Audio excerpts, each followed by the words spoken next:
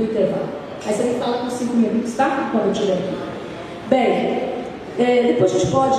nós vivemos um momento de ataque aos princípios da soberania popular, dos direitos civis, da cidadania, da igualdade, que são valores fundamentais para a gente pensar a própria participação. O que isso significa? Que hoje, qualquer governo, mesmo os nossos governos comprometidos com a ampliação da participação e da cidadania, vão encontrar enormes dificuldades em promover políticas participativas. Hoje, qualquer ator que se debruce, que busque construir no nível municipal, estadual ou federal a ampliação da agenda de direitos, vai estar remando contra a maré. Estamos remando contra a maré. Promover políticas de participação é remar contra a maré. Isso pensando numa conjuntura mais ampla. Não vou me deter muito sobre isso, poderíamos falar mais, mas enfim, acho que por aqui ficamos bem nesse sentido mais geral. Mas nós temos desafios específicos que interpelam, ou seja, que dificultam o avanço da participação social, né? E que nos fazem, portanto, também responder a pergunta por que na participação social hoje muita coisa mudou. Então, primeiro, porque vivemos um contexto de retração da democracia, de retração dos direitos, de retração da cidadania. Mas, em segundo lugar, porque temos talvez aí uma ideia mais geral, né? Nós temos hoje o que se pode chamar do avanço da... Vamos ficar de pé. Do avanço... tem problema ficar de pé aí para quem está gravando? Tem, né? Não? Então tá bom. A gente tem um avanço do que a gente pode chamar de uma participação autoritária. Os governos de extrema-direita, um governo como o do Jair Bolsonaro, ele é um governo extremamente mobilizador e participativo. Então, quando a gente fala em participação, a gente sempre associava a participação com o avanço da cidadania, com a luta por direitos, com a promoção da democracia, o aprofundamento da democracia.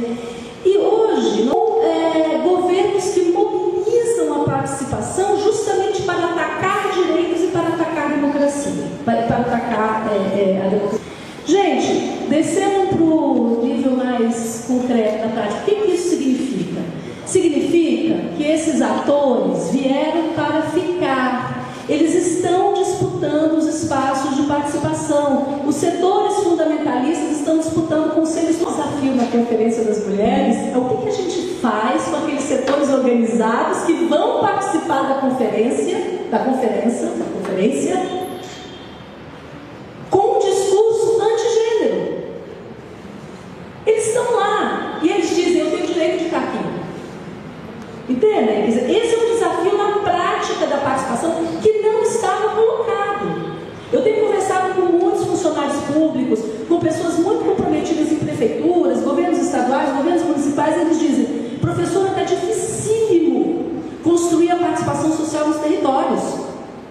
Aí ele fala: porque não é só mais o nosso pessoal. Antes, o nosso desafio era como a gente engajava o nosso pessoal. Como é que a gente engajava os usuários? Como é que a gente comprometia a comunidade? Hoje o nosso desafio continua sendo esse, mas é também como lidar com setores autoritários, fundamentalistas, que estão nos espaços de participação. Então, de novo, no campo da participação social, nada será como antes, porque nós temos uma participação autoritária. Nós temos um governo que teve acesso... nós temos uma rede ativista antidireitos que teve acesso ao Estado por 4 anos e se cacifou. Vieram para ficar e vão continuar disputando os espaços. O que a gente vai fazer? Como é que você defende as UBS? Como é que você defende os espaços de participação no território com um monte de atores organizados para destruir esses espaços, tomando parte deles, não é de fora, é dentro? Está fazendo sentido o que eu estou falando? Tá bom. Bem, a participação social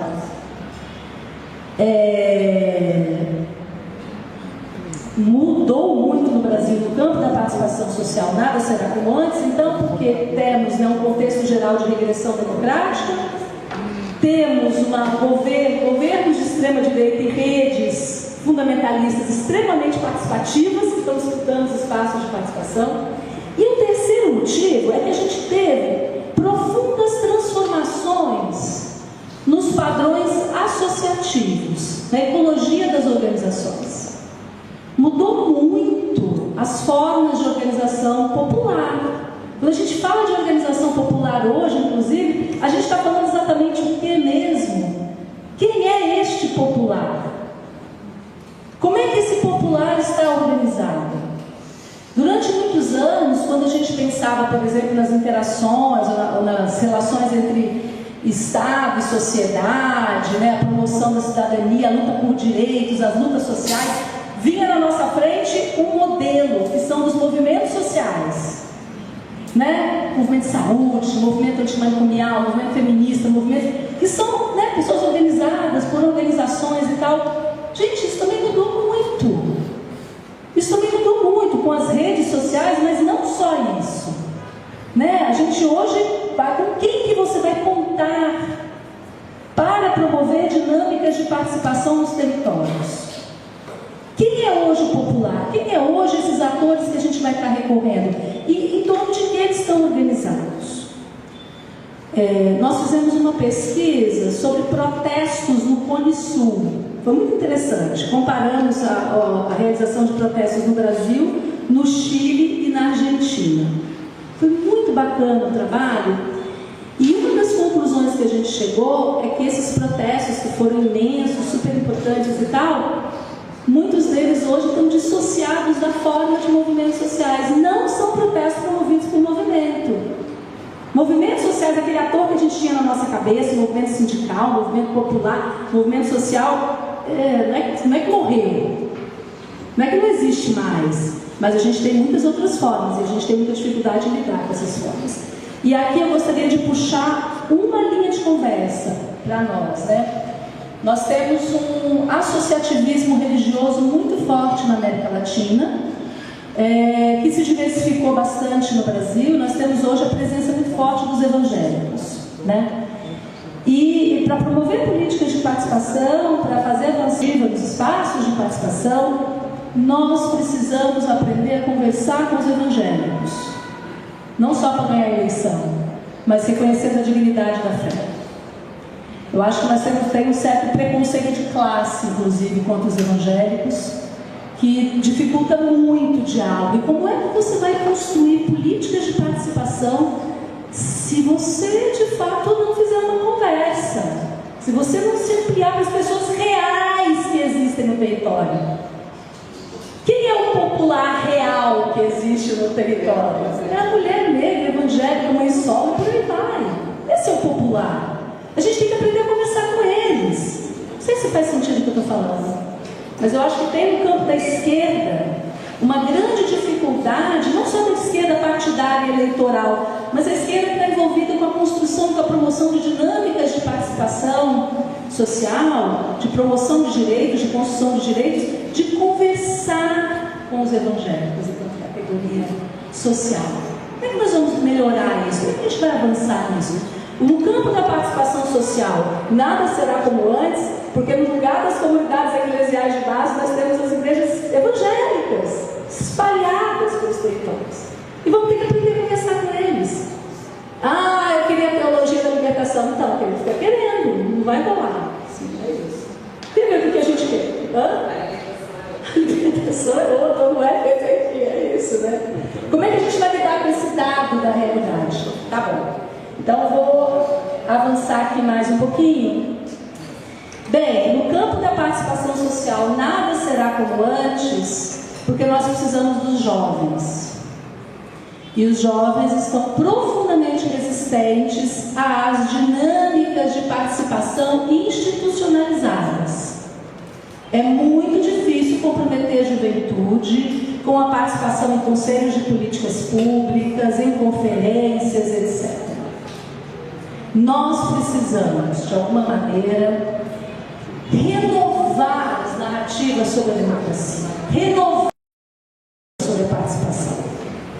A forma como a gente pensa e fala sobre isso ainda é muito tributária, muito vinculada ao contexto da redemocratização. As grandes narrativas da democracia dos anos 90. A gente precisa renovar essa linguagem, porque senão a gente...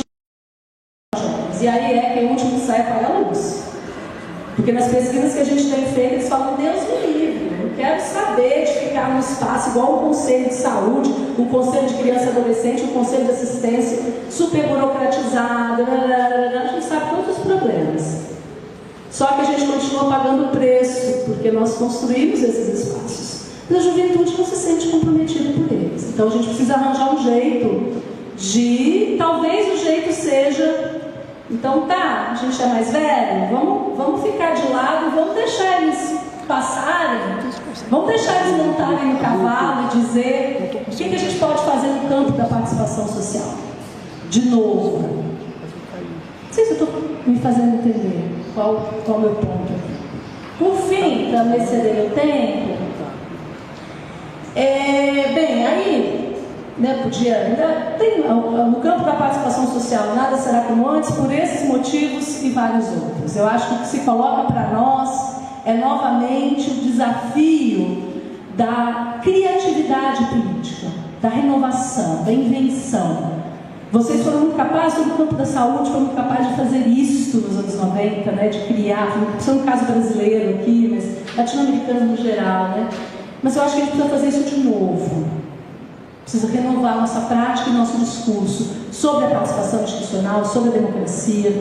E aí, só para dar um caminho e terminar, eu obviamente não tenho receita de bolo, mas eu acho que é aprofundar aquilo que o SUS, né, que nós fizemos na saúde aqui e que a assistência não fez, por exemplo, a assistência social, que é o investimento forte nos territórios.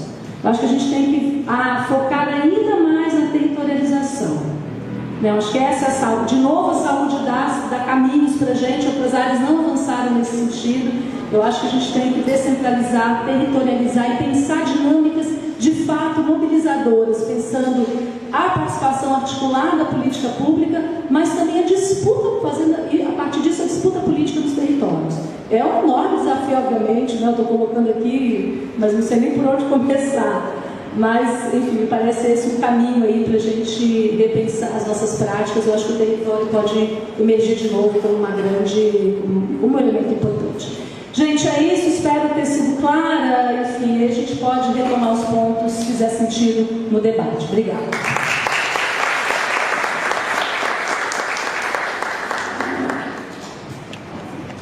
Obrigada, Luciana, nos brindou aí, nos colocou a pensar, né? A gente vai continuar pensando, depois a gente conversa contigo no final, né? Não vou fazer nenhuma síntese agora. E já passo para o Pablo, então, para fazer essa intervenção. Tem 20 minutos também.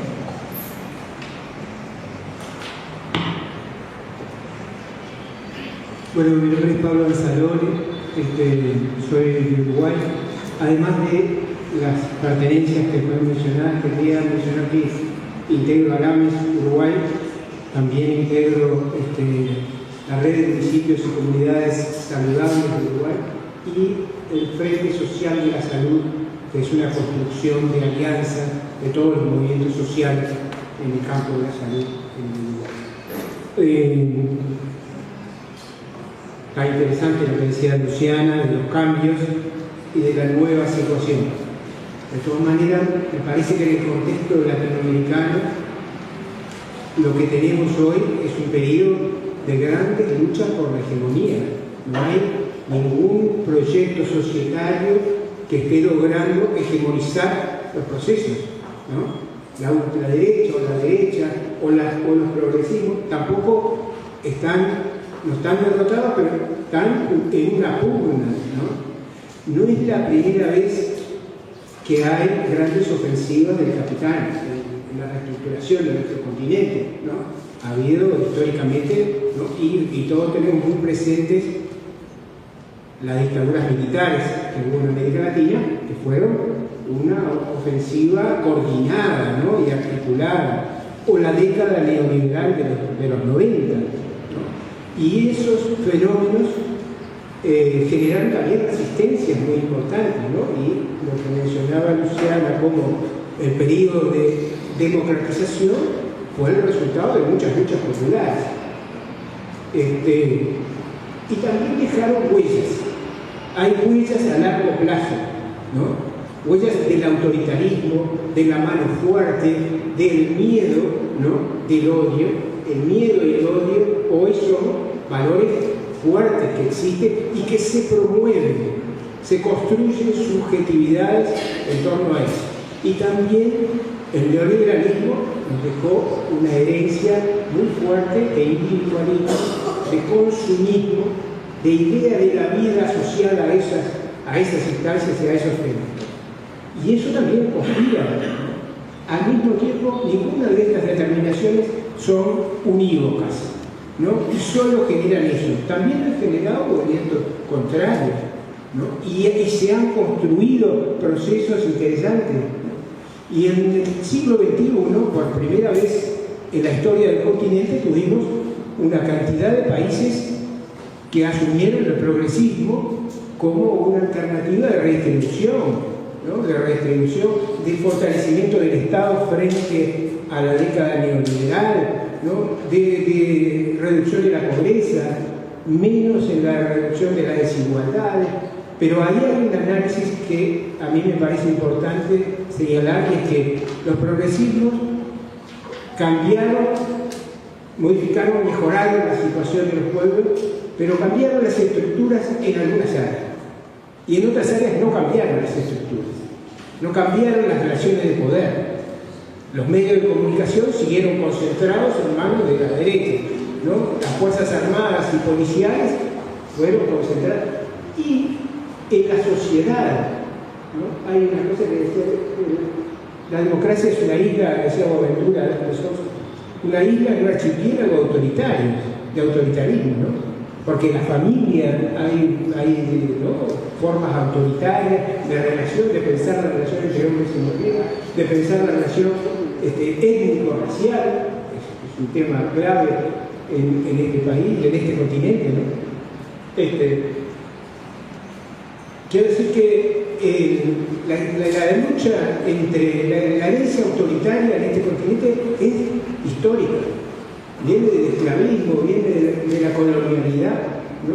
de la masacre de los pueblos indígenas, de la represión a los sindicatos, a los primeros sindicatos. Es una historia que ha tenido todo ese sector.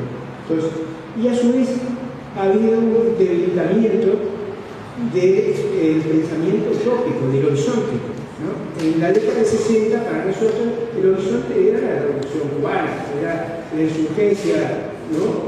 Antidictatorial y de cambios profundos. Y luego fue la resistencia a la dictadura. Y en la resistencia a la dictadura valoramos más también la necesidad de la democratización de la sociedad, ¿no? Democratizar al Estado, por un lado, porque el Estado tenía una connotación muy fuerte de clase, ¿no? De exclusión, de patriarcado, ¿no?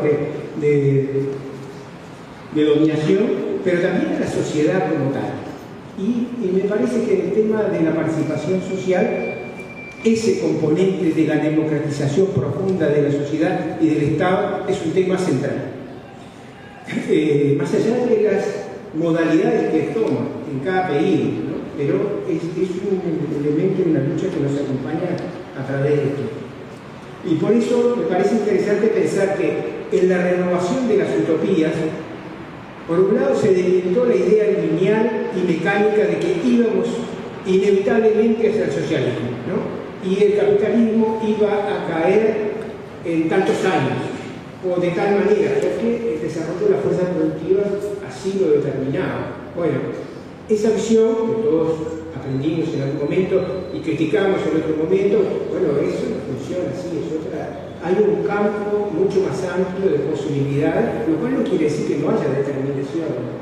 Las determinaciones existen, pero no son unívocas, hay contradicciones, y es interesante porque todo el proceso de cambio se basa en esas contradicciones. En ese sentido, hoy tenemos una nueva ofensiva de la ultraderecha en América Latina, ¿no? El surgimiento de fenómenos como Bolsonaro, como Milei, bueno, y en el mundo. Tenemos una situación de incertidumbre y de crisis en el mundo donde hay ejemplos como Gaza, que va mucho más allá del Medio Oriente. Es una demostración de que están dispuestos a exterminar un pueblo si es necesario, ¿no? Y hacerlo a la vista y con una comunicación pública de todo lo que hacen, ¿no? Es es la pedagogía de la crueldad. Es una manera de ir generando también una lógica, y al mismo tiempo la segunda ola progresista, que no es menor, ¿no? El haber, por un lado, Brasil, haber vuelto a ganar Lula, pero Colombia, que no había participado en la primera, México, que no había participado tanto en la primera, para América Latina son realidades muy importantes. Pero también importa lo que aprendimos de la primera ola. Y una de las cosas que debemos aprender, en nuestra opinión, es que no alcanza con los gobiernos, que es necesario construir poder social, ¿no?, transformador. Y eso estaba en el discurso, pero muchas veces terminamos gestionando el aparato del Estado como si ese fuera a resolver todos los problemas. Ayer mismo, en el debate que se hizo en el teatro, algunos de los planteos contrapusieron esperanzar con gobernar, ¿no? Dos cosas distintas. Esperanzar es una cosa muy útil, pero gobernar es asumir las realidades concretas y actuar pragmáticamente. Actuar pragmáticamente en condiciones de crisis puede llegar a ser muy paralizante y puede llegar a no atacar los problemas de fondo de construcción de otras relaciones de poder que habiliten a procesos de transformación más amplios y a sostener los pasos que fuiste dando, ¿no?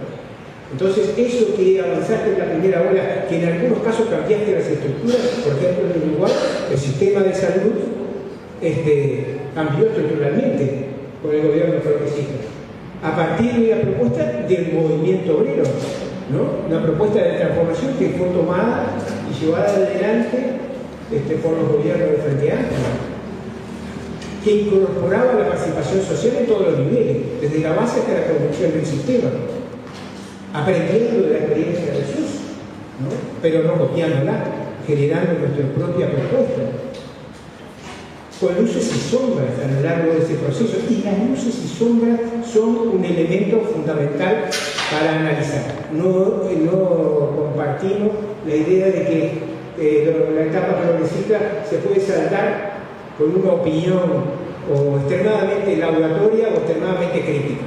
En realidad hubo muchas contradicciones, hubo procesos, hubo avances importantes y también hubo elementos que no se cambiaron, y eso también pagaron precio para eso, ¿no? Pero de última es reivindicar la concepción de la política que no la reduce a los partidos ni al Estado, que piensa la política en toda la sociedad y que jerarquiza la construcción de actores sociales fuertes. O sea que la participación social en la salud no puede ser una forma mejorada de que el sistema asistencial se vincula con la comunidad, porque el sistema asistencial no puede ser el único protagonista en la salud, ¿no? Porque es importante construir una concepción de salud más amplia y un conjunto de protagonistas. Una de las cosas que también ayer me hizo ruido en este debate es que en algunos puntos de vista se piensa que hay un solo sujeto, que en América Latina podemos concebir todos estos procesos desde un solo sujeto. No compartimos esa visión, nos parece que por el contrario hay una pluralidad de sujetos y hay la construcción de alianzas y de redes en las cuales se juega una buena parte de las posibilidades de avance o de retroceso. Y la unidad y la construcción del trabajo de articulación de diferentes luchas pasa a ser un elemento clave, ¿no?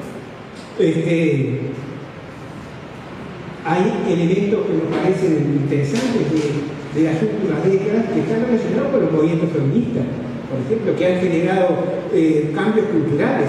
Cuando hablamos de producción de subjetividad, no solamente podemos pensar en la subjetividad que genera el mercado o en la subjetividad que genera la revolución tecnológica y la dependencia de los dispositivos de comunicación, ¿no? y la individuación que tiene la soledad.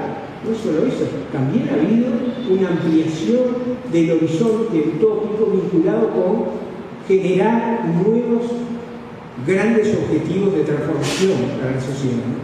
Y creemos que vale la pena incorporar eso, porque es producto de las luchas y está muy vinculado con la democratización, con la construcción de relaciones de poder distintas, ¿no? En términos de la salud, hay mucha reivindicación del tema de la participación social, ¿no? La OMS lo ha planteado, el manual este de 2022, voz y empoderamiento, que dice, bueno, la participación es la herramienta para luchar contra las desigualdades. O la OPAS cuando dice que es una función esencial de la salud pública, ¿no? O nosotros participamos del movimiento regional de municipios y comunidades saludables y ahora acabamos de proponer desde Uruguay la creación de una comisión de participación social que ya se reunió con gente de 10, 12 países de América Latina para empezar a dialogar entre nosotros, para contarnos las experiencias, porque una parte importante de esta repensar cuáles son los criterios es aprender, ¿no? Aprender de otros. En América Latina eso tiene también una impronta importante, que la experiencia debe ser, las experiencias son extremadamente ricas de participación y son muy variadas, no responden a un modelo único, ¿no? Por ejemplo, el énfasis que pone el SUS en el control social es un énfasis importante, interesante, ¿no? Pero tampoco se trata solo de controlar lo que hace el Estado o lo que hace el servicio. Entonces, la finalidad del poder social no es solo controlar, es construir también procesos de salud diferentes, ¿no? y relaciones con el conjunto. Nosotros hablamos mucho en Uruguay, por lo menos, ¿no?, del modelo SACUDE.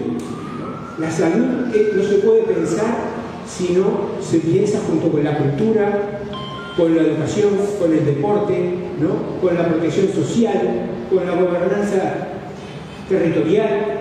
Esos componentes son esenciales. No se puede pensar la salud solo desde la asistencia, ¿no? Eso ya lo sabemos hace mucho, desde Galón, que ya lo sabíamos.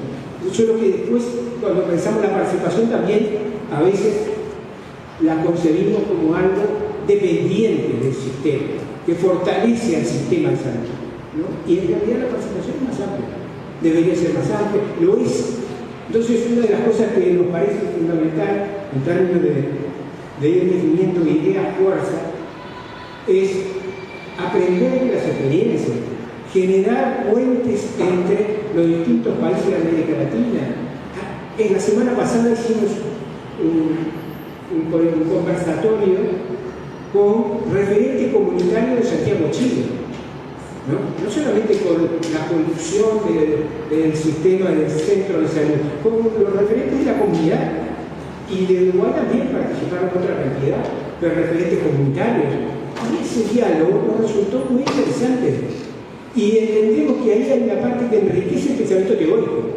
El pensamiento teórico no surge solo de las elaboraciones que podamos hacer, surge de las prácticas, que en América Latina son extremadamente variadas e interesantes, ¿no? Y por lo tanto, para repensar la situación actual y las estrategias de ampliar y de fortalecer y de transformar la participación en poder social pasan también por la formación comunitaria, por la formación que podamos generar en las comunidades. El año pasado tuvimos acá en la Fiocruz en una instancia de intercambio que promovieron sobre qué hacer con la participación social. Y nos resultó muy interesante que estuvieran pensando en agentes sociales de salud, no solo los promotores, que acá tienen una figura específica, muy vinculada, ¿no?, a los equipos de salud. En nuestro país los promotores, pero promotores hay en toda América Latina, en Argentina, en Chile, en Paraguay, en Bolivia, es una figura, pero de formas distintas, ¿no? Entonces, en ese sentido decíamos, bueno, generemos procesos de intercambio, registramos nuestro punto de vista. Y utilizamos la educación popular, ¿no? Freire, Falborda, la investigación, acción, participación, son herramientas que nuestro continente ha producido y que son extremadamente vigentes para esta tarea, para estos procesos, ¿no?, que salen de la lógica vertical, autoritaria, es el patrón médico hegemónico en materia de salud, ¿no? Que hay uno que tiene saber y los demás tienen que obedecer. Equipo, pero el equipo vertical, ¿no? Reconstruir un proceso de democratización implica esto. Y ese es el gran desafío. Teniendo en cuenta que hay que poner énfasis en los valores ideológicos que se van construyendo, que las prácticas tienen que ayudarnos a construir también valores ideológicos contrapuestos a la lógica del odio, del miedo, ¿no? De la autoridad, del individualismo y del consumismo. Valores solidarios, valores participativos, valores de involucramiento con el mundo. A veces se contrapone la idea de la participación consultiva, deliberativa o decisoria, ¿no? En realidad necesitas todas. Necesitas consultar a la gente y ampliar ese nivel de consulta. Necesitas generar deliberación. Necesitas que participen en las decisiones y también la implementación de lo que se decide. No es solo decidir para que hagan otro, es ser parte de la acción, ¿no? Y también de la evaluación de la rendición de cuentas. Una de las cosas que siempre hemos admirado en el proceso son las conferencias. Son la idea de que hay instancias cada periodo en el cual juntamos a todos los actores y pensamos juntos cuáles son las prioridades, los pasos que hay que llevar adelante. Y eso también es posible hacerlo a nivel latinoamericano.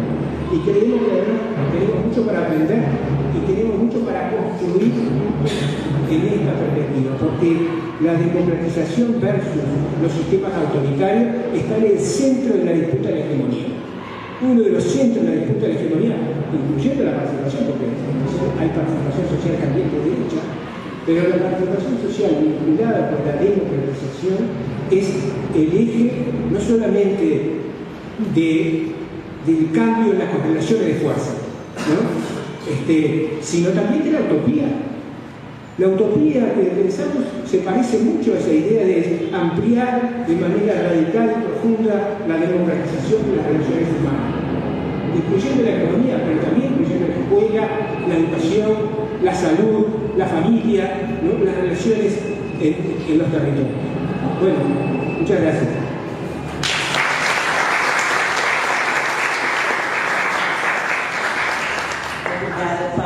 Que também, complementarmente, enfim, com outra perspectiva, nos aponta aí muitos desafios, mas também possibilidades.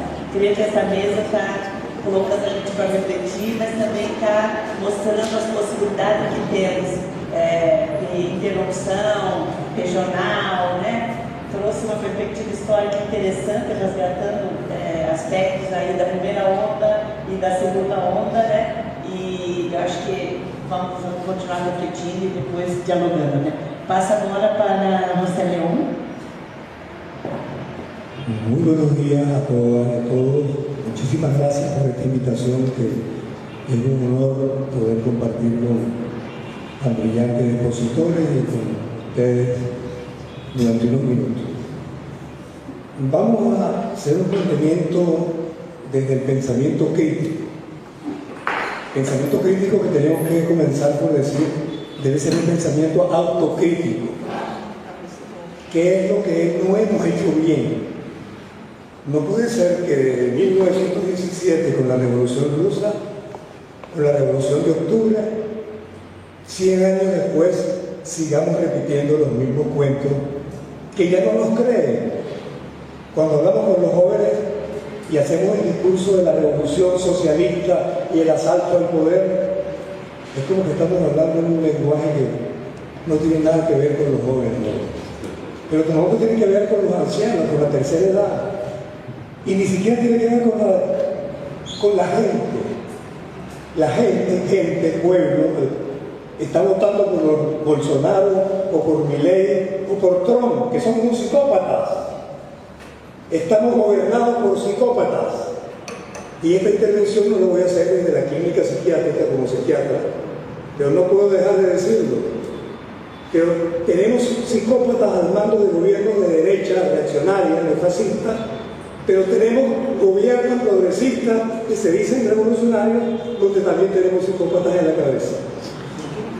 Si no somos capaces de asumirlo de manera autocrítica, vamos a seguir repitiendo la misma historia ante un imperialismo cuando yo tenía 12 años de edad, el imperialismo se estaba muriendo.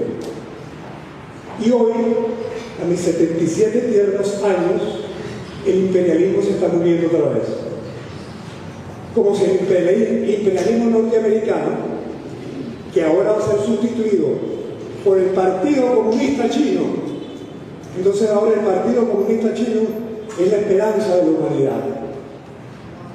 Y no es un gobierno autoritario, y no hay un solo partido, y no estamos en presencia de la disputa del poder entre burguesías internacionales que se están disputando los países. Desde allí quiero hacer mi intervención para plantear el tema del poder popular. ¿Por qué? Adelante, por favor. Si seguimos hablando de poder popular como el poder de la muchedumbre, el poder de la gente, no estamos hablando de ese nuevo sujeto histórico, político, que es el poder popular. Hoy, ante la situación de las clases sociales, ya hablar de la revolución proletaria, del proletariado, y los términos en que hicimos durante 50 años, como que no nos da respuesta a lo que está pasando. Es un nuevo sujeto histórico y político que tiene que ver con esto que estamos llamando poder popular. Porque de participación social habla el Banco Mundial. Hay un secuestro semántico. Nos quitaron las palabras. Ni siquiera el socialismo ya es una palabra que motive, que emocione. Socialismo, democracia, libertad, participación social. Cualquier gobierno de derecha habla de participación social. Nosotros tenemos que plantearnos otra manera de entender qué es la democracia, qué es el poder popular. Pero tenemos que comenzar a plantearnos otra manera de entender la salud. Cada vez que hablamos de salud, hablamos de enfermedad. Cuando hablamos de salud, hablamos de enfermología, diría Granda. Estamos atrapados en el modelo biomédico. No hay ningún gobierno de los progresistas que haya hecho una revolución educativa, una revolución que plantee lo de colonial. Todos los gobiernos progresistas debían haber comenzado con una revolución educativa que nos haga entender que todo lo que se enseña en la escuela tiene que ver con el modelo de la colonialidad del saber, del poder y del ser. No ha sido posible ese cambio en la educación. Y en la salud tampoco. Hasta la atención primaria de salud, que hasta la traducción está mal hecha, es cuidado integral de salud, no atención primaria, no es primer nivel de atención. Es otro enfoque de lo que ahora estamos aprendiendo de los pueblos indígenas, y estamos aprendiendo en su marca Usaya, en su marca Maya, el buen vivir, el vivir bien, o mejor, el vivir sabroso, como lo llama la vicepresidenta de Colombia. Otra manera de vivir, porque lo que está en crisis ya no es solamente la crisis del capitalismo, es la crisis del capitalismo y del socialismo, que terminó siendo capitalismo de Estado. De manera que hoy ni Rusia ni China representan ningún proyecto socialista revolucionario. Y no se trata de copiar modelos, se trata de crear modelos, empezando por el modelo nuestro. Quien debía estar hablando aquí de poder popular no es el doctor León, que tiene 7 posgrados, que tiene doctorados y que viene a hablar de poder popular. A mí casi que me da pena venir a hablar de poder popular.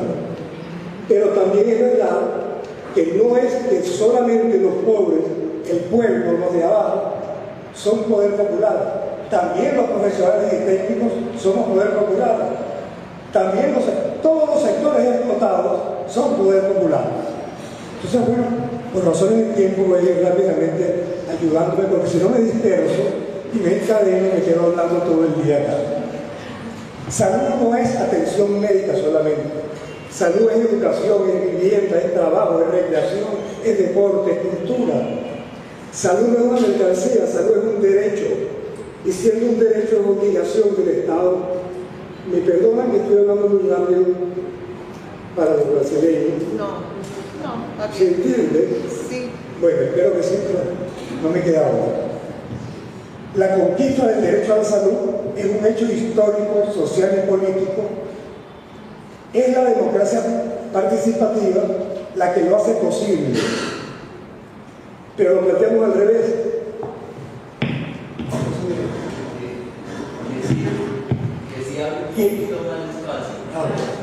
Quien hace posible la democracia participativa y protagónica es el poder popular. No es que el poder popular se decreta, no es el presidente de la República, ni una ley de participación popular. En mi tierra, en Venezuela, que me duele en el alma decirlo, hay una ley de participación popular que se encargó de liquidar la participación popular. Con Chávez logramos 80.000 comités de salud. Hoy nos quedan 1.000. Y los que quedan están controlados por el partido de gobierno, que es un partido-estado. El poder popular ha sido secuestrado por el poder del Estado, que es el poder de la burocracia. Es el poder popular quien logra en la lucha Estado, mercado y sociedad. Sí. ¿Qué es el poder popular en definitiva? No se trata de la participación tutelada o controlada desde el Estado o el partido. Cuando hablamos del partido, hablamos del partido de gobierno. El partido de gobierno es el partido que secuestra al gobierno y se convierte en el dueño del Estado y controla la organización popular. Eso no es poder popular, esa es una participación tutelada, controlada, cooptada, una pseudo participación manipulada. Es entender el poder popular como el poder constituyente frente al poder constituido, frente al poder del Estado y del mercado. Es la autoorganización del pueblo, autónomo respecto al Estado e independiente respecto a los partidos políticos, en la perspectiva de construir un nuevo proyecto civilizatorio, sin relaciones de poder, ni relaciones de explotación, ni relaciones de dominación. Si el poder popular, las organizaciones y movimientos sociales no son autónomas respecto al Estado e independientes en relación al partido político, así sea el Partido Revolucionario, si no son autónomas e independientes, ahí no hay poder popular. Ahí lo que hay es discurso teórico, retórica. En definitiva, el poder popular es el bloque social contrahegemónico frente al bloque hegemónico dominante de las clases dominantes. Surge un poder que es el poder del pueblo organizado, y ese poder del pueblo organizado debe construir, en términos gramscianos diríamos, contrahegemonía cultural. La revolución es cultural o no es. Lo que hacemos es un discurso, en definitiva, progresista en buena medida, hemos sido así, la izquierda de la derecha, y hasta ahí hemos llegado en muchos casos. Esa contrahegemonía cultural es la revolución necesaria y posible. El poder popular construye la democracia participativa y protagónica. Las organizaciones y movimientos sociales son el nuevo sujeto político social para construir poder popular. El poder popular entonces es el nuevo sujeto histórico, es el bloque de clases y sectores explotados, los trabajadores y el pueblo organizado, es el que construye la contrahegemonía cultural que enfrenta el modelo hegemónico del capital y del Estado burgués. El poder popular es el poder constituyente que se propone controlar y subordinar al poder constituido. Poder popular en salud es poder constituyente, poder constituido con autonomía respecto al Estado e independencia en relación a los partidos políticos, incluyendo el Partido Revolucionario, que muchas veces es entre comillas. Es necesario que las figuras gubernamentales, institucionales, de poderes centrales, regionales o locales, asuman un rol de facilitadores de los procesos de empoderamiento de la población, de construcción de poder popular. No deben cooptar, manipular o subordinar las iniciativas del movimiento comunitario a riesgo de aniquilarlas. No deben intentar institucionalizar la participación. El pueblo es poder que no se delega. El pueblo no puede delegar poder en unos burócratas, en unos funcionarios. Los funcionarios públicos no son representantes del pueblo, no fueron electos. Los nombra el presidente que llega, nombra a sus ministros, nombra a sus directores, pero no los eligió el pueblo. Los funcionarios públicos son mandatados, deben rendir cuentas y servir obedeciendo. Y aquí viene el elemento clave de la participación. Sin información no hay participación popular real. Sin participación no hay democracia. Se requieren libros abiertos, rendición pública de cuentas, hacer efectivo el derecho humano y constitucional a la información. Igualmente, sin formación, capacitación, la participación es manipulación. La participación popular requiere el manejo de técnicas y el uso de herramientas que se aprenden. Aprender conocimientos, aprender a hacer, que comprende cambio de actitudes y adquisición de valores. Es aprender a pensar, aprender a desaprender. Hablamos de educación popular, de investigación, acción participativa, pero se queda en el discurso. Seguimos en un esquema funcional estructuralista en nuestro método de investigación y no logramos hacer de la educación popular y de la investigación acción participativa instrumentos reales de construcción del poder popular. La participación popular debe darse, tenemos que resumirlo diciendo, si no hay participación en la toma de decisiones, no hay participación. Pero esa participación debe darse en todos los momentos. En el diseño de la política no es posible en gobiernos progresistas que las leyes las siga elaborando y las políticas públicas se hagan desde arriba, de arriba para abajo. El gobierno revolucionario anuncia una nueva ley y ahora ya la gente ya sabe qué es lo que va a hacer. No, es el pueblo quien debe diseñar las políticas públicas. Sí, ya se me acabó el tiempo casi. Me estaba emocionando todavía. Mira orgasmo ya.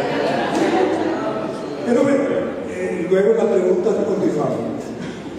Esa participación debe darse en todos los momentos, diseño de las políticas, en el plan, la elaboración del plan, en la ejecución, en la supervisión, control y evaluación. Si no hay Contraloría Social, si el pueblo organizado no controla la gestión, esa participación es una mentira. Pero debe darse a todos los niveles, a nivel microlocal, local, municipal, provincial, nacional, con espacios de participación paritarios o mayoritarios del poder popular.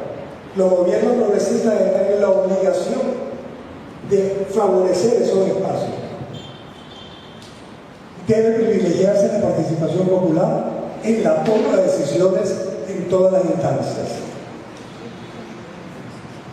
Esto es un intelectual nuestro, lamentablemente falleció, decía: cuando la gente se toma en serio la leyenda de que el poder es suyo, veremos la corredera de tantos burócratas que abrazan con inusitado frenesí las cuotas de poder que el viejo Estado aún les brinda. Así de sencillo. Lo decía Lenin en su lecho de muerte. Lenin dice: ahora podemos afirmar que no fue tan difícil tomar el poder. Lo difícil ahora va a ser derrotar la burocracia. Ya veía a Stalin y el monstruo que le llevó a millones de personas en nombre de la revolución. Seguimos. Poder popular en salud, sin embargo, tiene debilidades. La dispersión, la fragmentación, la participación local, insuficiencia ilimitada, el poder del burocratismo y la corrupción, del clientelismo y el nepotismo. El Poder Popular de Salud, sus retos y tareas, la lucha, y esto es bien importante decirlo, participación, enfaticemos en la acción. La participación debe ser activa, consciente, crítica, independiente, organizada y movilizada. Acción, con M. Con conciencia, con formación y capacitación, organización autónoma independiente, pasar de lo local a lo global, participación en la toma de decisiones en todas las fases y a todos los niveles, no limitarse a la salud como atención médica, es un asunto político, intersectorial, que tiene que ver con el buen vivir. Lo político no está solo en la política, en las relaciones de poder. Necesitamos plantearnos una nueva manera de hacer política. La política no puede ser los partidos, las elecciones, el voto. La política es construcción de poder popular, de ese sujeto revolucionario que surge de este proceso. El poder popular se construye desde abajo. Los gobiernos progresistas se debe facilitar una burocracia que nos favorezca espacios de participación, marcos legales y reglamentarios que los promuevan. El poder popular debe marchar hacia una dualidad de poderes, debe contribuir a implosionar el Estado, a democratizarlo, a controlarlo y subordinarlo al mandato popular. Colocamos aquí la consigna zapatista. Cuando empecemos esa consigna zapatista en cualquier gobierno progresista sea la realidad, diremos que estamos empezando a construir popular. Aquí manda el pueblo y el gobierno obedece. En todos los gobiernos progresistas, lamentablemente, manda el gobierno y el pueblo obedece. ¿Sí? Porque lo que nos planteamos es marchar hacia un sistema universal, público y gratuito, único, nacional de salud, bajo control popular, con participación protagónica del pueblo, hacia la salud colectiva y el buen vivir. En definitiva, ante la crisis civilizatoria que estamos viviendo, que es una crisis que va más allá de la crisis del capitalismo, es la crisis del socialismo también. Esa crisis es una manera de vivir, de alimentarnos, de sanarnos, de crear los hijos, de pensar, de producir. Esa crisis en la manera de vivir requiere una respuesta que es la del buen vivir, la que nos plantea la cosmogonía indígena ancestral. No me voy a detener, ustedes seguramente conocen la propuesta del buen vivir, que la venimos discutiendo, y afortunadamente ya no es qué piensa Europa, qué piensa Norteamérica. Ahora estamos aprendiendo de nuestros pueblos indígenas, de nuestros pueblos originarios. Y vamos terminando diciendo, un fantasma recorre a los gobiernos de derecha, pero también a los progresistas de la América Latina, el poder popular. Terminamos con unas consignas: solo el pueblo salva al pueblo, todo el poder da del pueblo. Esta es una consigna del Movimiento Social de Salud brasileño, que la conocen mejor, la practican mejor que nosotros, del habitante que mendiga al ciudadano que decide. Tenemos habitantes, pero no tenemos ciudadanía, no hay construcción de ciudadanía. Y apenas en 1853, 1895, José Martí nos sigue alumbrando. Así de sencillo. Los derechos se toman, no se piden, se arrancan, no se benefician. Bueno, la consigna de un cartel en un poste de Chiapas: está usted en territorio zapatista que rebeldía. Quisiéramos ver en la Venezuela bolivariana, en la revolución sandinista en Nicaragua, por no decir en la Argentina de Milei, pero en cualquier parte de nuestro continente donde aparezca esta consigna y se haga realidad, podemos decir: ahí están los gérmenes, ahí está el embrión de un socialismo posible, que hoy lo llamamos buen vivir. Gracias.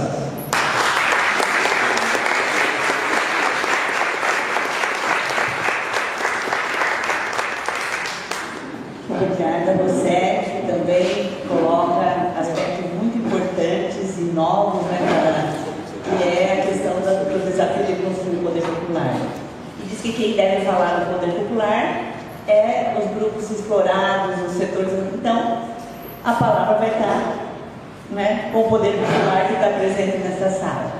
A gente vai abrir para debate, para perguntas, para considerações. Eu vou, acho que, fazer um bloco de umas 3, se quem quer fazer as perguntas. E aí a gente...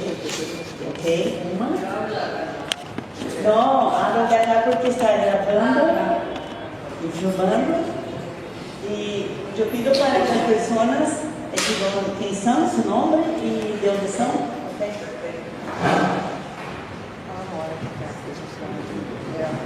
Mi nombre es Isabel Andreoni, yo soy de Uruguay, soy ingeniera agrónoma, pero ahora voy a hablar de madre de 6 y de quien fue 15 años de la gestión de gobierno.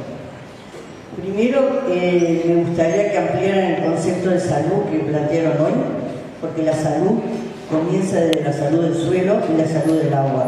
No es solamente la educación y la vivienda, sino que les solicito que amplíen su concepto de salud. Después, el concepto también de que los movimientos sociales son independientes del gobierno, no del Estado, porque según Gramsci, nosotros somos parte del Estado. Y que un poco lo que estaba planteado acá es que los territorios nos interpelan en qué instituciones son. Las instituciones que nosotros pensamos que están caducas, que eran las instituciones de participación que hemos pensado en muchos momentos. Las políticas públicas son profundamente ideológicas o deben ser profundamente ideológicas.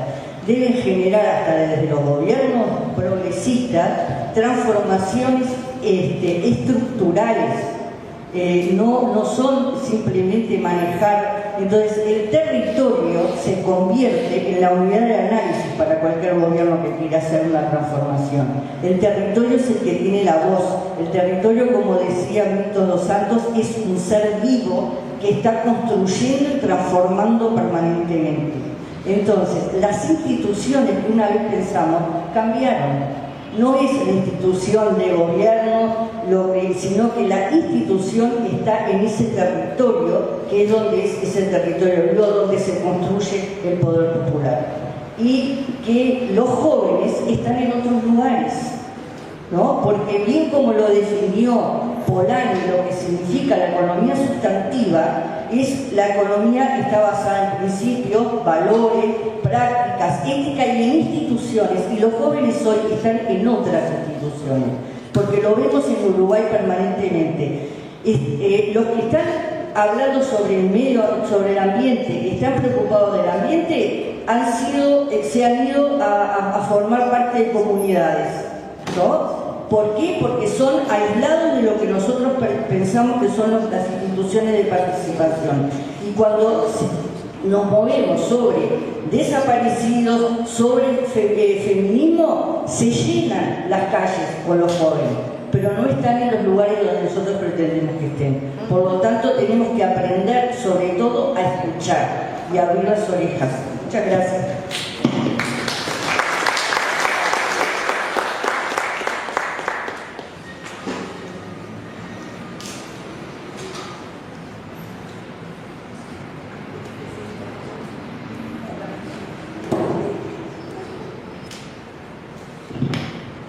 Saudações, Cristina Livre. Pode ser em português, acho que portunhol é um pouco mais difícil de entender português. Sou Rafael Caruso, sou farmacêutico, trabalho no serviço público e milito na área da saúde.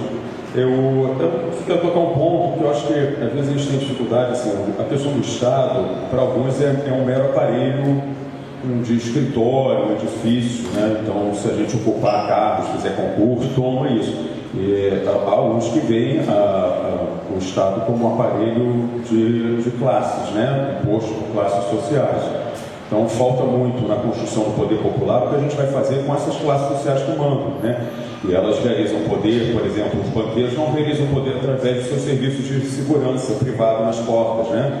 Se a gente roubar um banco, via de regra, eles não vão chamar forças de vigilância privada, eles chamam a polícia, o exército, esse tipo de ação. Então, o exército não é um mero conjunto de funcionários armados, né? Então, eu acho que falta essa perspectiva. O EZLN é um exemplo, pode ser transitório, pode ser questionar, mas ele está armado, e aí ele controla o território, né? Então, na verdade, é o povo aqui quem manda, então acho que é o povo quem governa, porque é quem manda, né? O governo não é um escritório de pessoas que estão alienadas e que por acaso são convencê-los, etc. Eu acho que é uma questão disso. Então, como a gente realiza esse poder?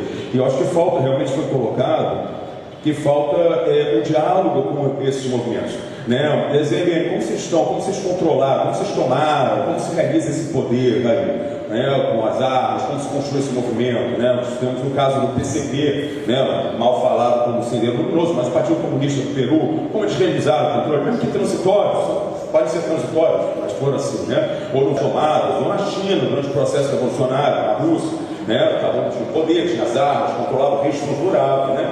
E aí eu acho que são experiências que a gente tem pouca troca sobre isso, né? Assim, bem popularizadas, né? Essas experiências até são discutidas, mas em ambientes muito fechados, de grupos que acham que tem muito a discutir, mas falta popularizar, né? O ELN, FARC, o que quer que seja, né? Que construíram mesmo transitoriamente um poder popular nessas regiões, implantaram serviços de saúde, o que mais que seja, tomar a terra.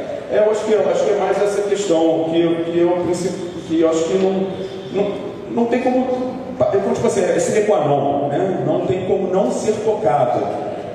Vou dar um exemplo. Se a gente tomar uma TV, né, um meio de comunicação, um canal de TV, né, quem virá tomar isso não vai ser o serviço de segurança ou do seu proprietário ou das concorrentes, vai ser a polícia e o Estado. Mesmo a revolução cultural, através dos meios de comunicação, demandará uma estrutura que garanta esse poder, né? E que infelizmente é passado ao lado como se fosse uma coisa feia, né? Todas as formas de violência são iguais, né? E a gente segue repetindo algo como isso, ou variações.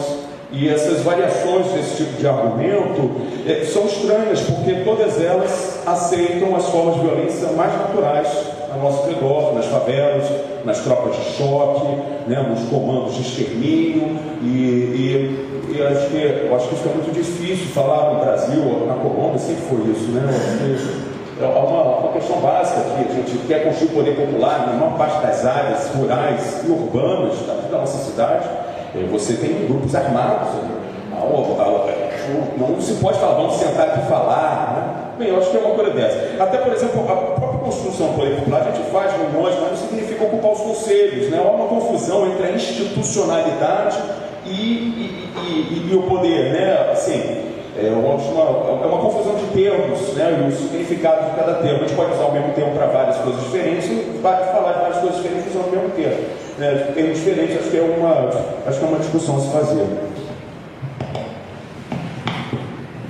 Obrigada. Sim, tem gente inscrita, Elmira, está inscrita, depois você. Se inscreve depois, pode ser. Então, Elmira, eu pediria que fôssemos bem objetivos para dar tempo para colocar. Então, vou ser 3 e depois eu respondo e depois hacemos um bloco de mais 3. E aí mais 3 inscritos, ok?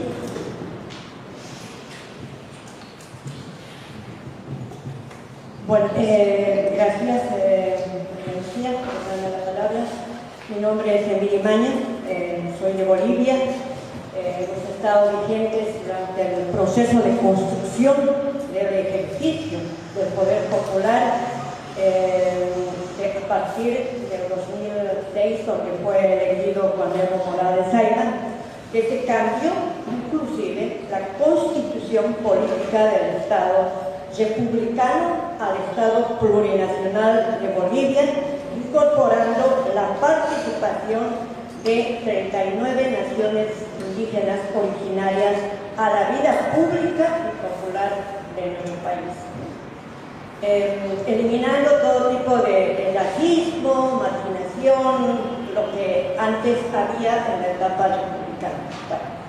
El ejercicio de la participación y la gestión participativa se dio lugar a través de una ley, la Ley 0341, que le permitía desde el nivel comunitario, pasando por el municipal, departamental y nacional, la presencia y la contraloría de las organizaciones legalmente constituidas para pedir rendición de cuentas y participar efectivamente en la vida pública de todos los ministerios, y en el caso de salud avanzaron mucho más, porque se generó una política de salud familiar comunitaria intercultural que ejercía la participación y el control social, la intersectorialidad, la interculturalidad, la integralidad y la participación efectiva de en todos y cada uno de los niveles. Estuvo avanzando, fui generadora de un proyecto de fortalecimiento y formación de la dirigencia local para ejercer esta Contraloría en todos los gobiernos municipales, departamentales y nacionales. Se conformaron los COMUSAS, que son los comités municipales de salud, los comités departamentales de salud y el Consejo Nacional de Salud, ejercido por las principales organizaciones indígenas originarias vigentes en México. Les digo esto como corolario, porque de pronto, al cambio de autoridades, tanto municipal, departamental y nacional, se fue todo abajo. Entonces, la pregunta es, a quien me hubiese gustado escuchar también a los otros ponentes, pero sí lo pude escuchar a Chiquito León, que es grande, ¿cómo lograr? Porque el lema es mandar obedeciendo al pueblo. Un pueblo es pueblo en cuanto a pueblo, ¿no? Y Evo siempre decía, hay que mandar obedeciendo, y él generó esto del Consejo Nacional, donde el Pacto de Unidad estaban vigentes al lado para conocer todas las políticas y concretar con ellos cómo se iba a llevar adelante. Entonces, de pronto hay un cambio estructural, un cambio de esto, y resulta que nos caemos. ¿Por qué? ¿Por qué no seguimos manteniendo el ejercicio del poder popular a través de las comunidades, municipios, departamentos y naciones? ¿Qué está pasando? ¿Por qué no nos autocriticamos en determinado momento? El Chiquito hablaba de la burocratización del ejercicio del poder popular también se burocratiza. Y creo no somos capaces de consolidar y continuar en ese ámbito. Entonces, la pregunta es, ¿qué hacemos? ¿Qué hacemos frente a un retroceso del ejercicio del poder popular en los gobiernos progresistas? ¿Cómo logramos que eso no caiga? Porque la vanguardia del poder popular es el pueblo. Son nuestras organizaciones sociales, indígenas originarias. ¿Cómo hacemos para respetar esa situación? Para no burocratizar, para no derechizarnos. Estamos en una derechización en nuestros procesos. Entonces, esta es la pregunta. Muchísimas gracias por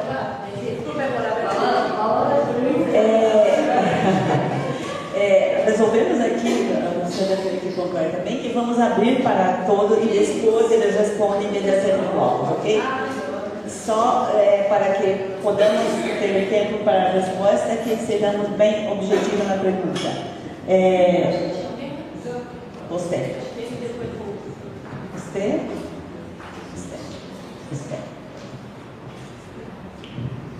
¿Qué tal? Buenos días. Nosotros somos de la Universidad de Córdoba, Argentina. Lo sigo muy de cerca al profesor en sus escritos. Nosotros en Córdoba estamos en la hegemonía en la que vivimos, en la hegemonía en salud, en el modelo médico hegemónico que vivimos en Córdoba. En toda la situación de salud precarizada y maltratada, y donde la población de bajos recursos ya no tiene acceso, ahí nos intentamos trabajar con ellos, junto con ellos, reflexionar con ellos, construir con ellos desde la teoría del buen vivir y bienestar. Y bueno, nosotros, una de las cosas que un poco escuchándola no me acuerdo cómo es su nombre, escuchándola a ella, nosotros decíamos, ¿cómo nos introducimos para colaborar, para ayudar con la gente? Entonces creímos necesario utilizar la metodología de Paulo Freire, que es una de las metodologías de la asamblea, donde nos podemos escuchar todos, donde van a surgir las necesidades. Otra es proyectos de intervención comunitaria que se dan adelante, donde el proyecto de intervención comunitaria lo hicimos con una de las poblaciones más carenciadas de Córdoba, que es el barrio Colonia Lora.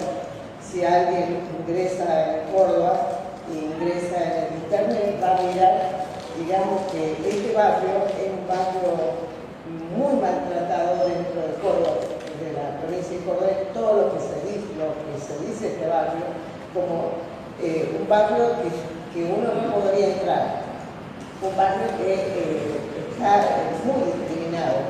Entonces ahí fuimos a trabajar con ellos y utilizamos estas metodologías, ¿no? Trabajar en circuitos de necesidades con la gente, todo desde la metodología, desde la teoría del buen vivir, y la gente es impresionante como el profesor decía, la participación,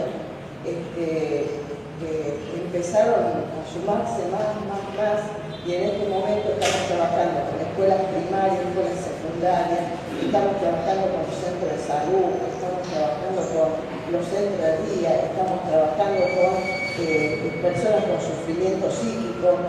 Hemos ampliado muchísimo porque nos juntamos en la asamblea, nos juntamos en circuitos, en proyectos de intervención que ellos necesitan, y así estamos llevando adelante, y eso quería contarle al profesor.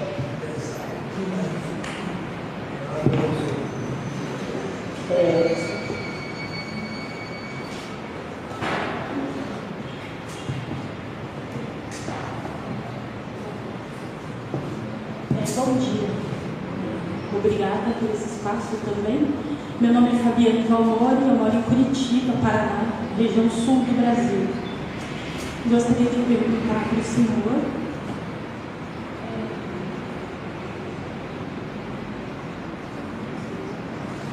teve um momento que falou: sem informação não há participação popular real, sem participação não há democracia. Então eu gostaria de perguntar para nós, que democracia é essa que vivemos no Brasil e na América Latina? Também foi citado, em nome do movimento social brasileiro, do habitante que mendiga ao cidadão que decide, Isso está longe de acontecer. E foi falado em controle social também. Aproveito então aqui para pedir apoio para uma moção de solidariedade em defesa das pessoas que fazem uso dos serviços públicos de saúde mental no controle do Brasil e da América Latina, particularmente em relação a duas pautas: a participação dessas pessoas, no caso do Brasil, usuárias da rede de atenção psicossocial do SUS, a moção em defesa da participação direta destas pessoas em sofrimento psíquico, comumente estigmatizadas, ainda que portadoras de direito de participar, representando o segmento ao qual elas pertencem, podendo falar em primeira pessoa. Esse direito não é garantido no nosso país em absoluto. E a outra questão no caso específico do Brasil, mais uma vez, o movimento da luta antimanicomial, da reforma psiquiátrica, a Lei 10.216 de 2001, vem propiciando no Brasil, a partir inclusive do legado da doutora Nise da Silveira, que trabalhou décadas neste estado, dentro do hospício de Engenho de Dentro. A partir do legado dela, alguns poucos estados brasileiros praticam, dentro dos serviços públicos de saúde mental, a arte e cultura, nos quais isso acontece. Muitas pessoas acabam se tornando e se reconhecendo elas próprias artistas, porém elas clamam por respeito, por valorização, por remuneração das expressões artísticas que elas produzem. Gostaria de perguntar como é no seu país? Se vocês puderem dizer um pouco a respeito disso, e principalmente a pergunta é: que democracia é essa? Quando o controle social falha, quando a cidadania é frágil, para dizer o mínimo. Obrigada, tá bom?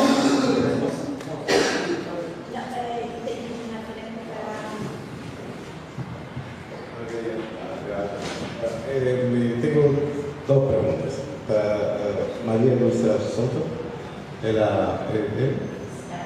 Lucía, María Lucía.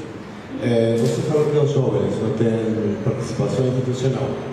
Então, onde eles estão e como você pensa que a gente pode fomentar a participação do território deles? E se você tem um exemplo dessa participação? E para o Dr. José Leão, eu sou enfermeiro em um centro de saúde e me gostaria saber um pouco como, nestes contextos neoliberais, como podemos nosotros fomentar a participación popular de un centro de salud, desde un barrio carenciado y desde el lugar de la profesión que me ocupa, que está bastante difícil en Argentina últimamente. Só isso. Obrigado. Hay mais inscritos? Bom dia, né, a todos. Eu sou Fátima Sirianski, que eu sou da UFRJ, mas eu também vou falar aqui como militante da Frente Nacional contra a Privatização da Saúde, que é um movimento autônomo, né, que conjuga vários movimentos sociais que lutam pelo direito à saúde. Me parece bastante próximo, né, da organização da rede que o Leão trouxe, não é isso? Me pareceu. Então, eu queria fazer uns comentários. Acho que a Luciana foi muito feliz quando coloca que a gente tem que hoje compreender que o nosso Brasil, pelo menos, mudou, né? Talvez tenha mudado também a América Latina. E que essa mudança, claro, talvez, né, é um outro ambiente que nós vivemos. É um outro ambiente que as classes populares vivem e lutam pelos seus direitos. E que, na verdade, né, a gente pode ter várias explicações para isso, mas me parece uma explicação muito assim, autorizada é entender que as classes dominantes do Brasil, a partir do que foi a mobilização pela redemocratização, acenderam a sua luz da necessidade de uma contra-revolução preventiva. Isso que Florestan diz que até é um processo estrutural da nossa sociedade, ou seja, né, aqui mais controlados, né, pelos seus anseios de democratização. E para isso se aplicaram vários tipos de métodos, entre os quais o controle social, a militarização, que é o que a gente vê hoje. Muito mais restritos, inclusive, o trabalho que eu fiz de pesquisa e que impede e dificulta a mobilização social, o ativismo social. Em periferias e favelas é exatamente o controle social militarizado, terceirizado do Estado. E os governos progressistas, nesse período, eles não tiveram a capacidade de reverter isso, inclusive pelas suas alianças, eles até fazem alianças eleitorais com os mandões, né? Com as pessoas que aplicam as violências sistemáticas. Então, eu acho que é importante, quando a gente discute isso, discutir também que houve, da parte dos chamados de governos progressistas, muita promessa e pouco cumprimento das promessas. Então, se prometeu muito a participação social, mas quando as pessoas vão aos órgãos de participação social, muitas vezes, a companheira colocou aqui, as decisões não são cumpridas. E as questões que lá são levadas, elas não são resolvidas. Então isso explica muito porque muita gente acha que não deve ir lá para perder o seu tempo. Então isso é um pouco uma autocrítica. E acho que, para concluir assim, acho que a gente tem que ver 3 autocríticas. Primeiro, a democratização não é, né, e a construção do poder popular, não é o construir, né, espaços de participação, que eles vão crescendo, o povo vai lá participando, a democracia vai ampliando, se torna de massa, e de repente a gente chega numa transição pacífica no socialismo. Eu acho que o Khrushchev ele tem que ser crucificado no dia de Judas, porque ele causou assim, um mal muito grande à esquerda latino-americana, né? Isso não se dá. Poder popular, transformação não se dá sem revolução, sem tirar as classes dominantes do poder. O 2, né? Eu penso que hoje a construção do ativismo, né, com o direito à saúde, ela se dá muito mais no trabalho de massas, né, de construção, de organizações de massas, né, que lutem pelos seus direitos, do que propriamente na construção de conselhos, né? Isso é um pouco o trabalho, enfim, enquanto estratégia. Eu penso que isso é muito mais importante para a mobilização, para a organização popular, do que propriamente ficarmos pensando, né, que a via principal é institucional. Obrigada.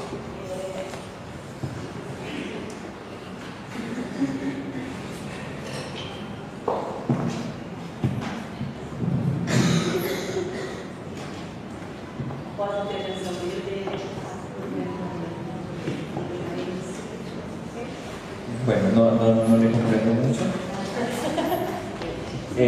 Muy buenos días para todos, para todas, los que nos acompañan. Mi nombre es Eduardo Franco, del país Colombia. Bueno, hay algo muy importante que todos han mencionado aquí, especial Leo, ¿sí?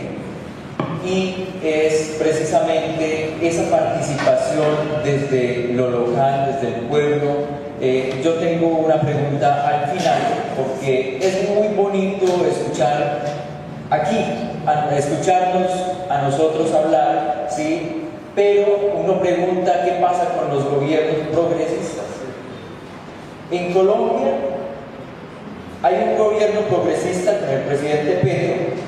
En ese momento se adelanta un proceso de paz con los grupos que quedaron residentes al proceso de paz del 2016, ¿sí? Y lo digo porque la salud, como decía, es educación, es vivienda, es también paz, ¿sí? La salud mental, no solamente lo físico.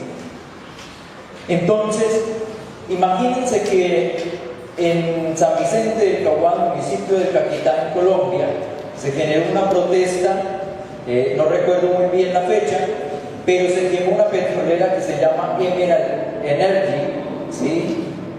Se quemó.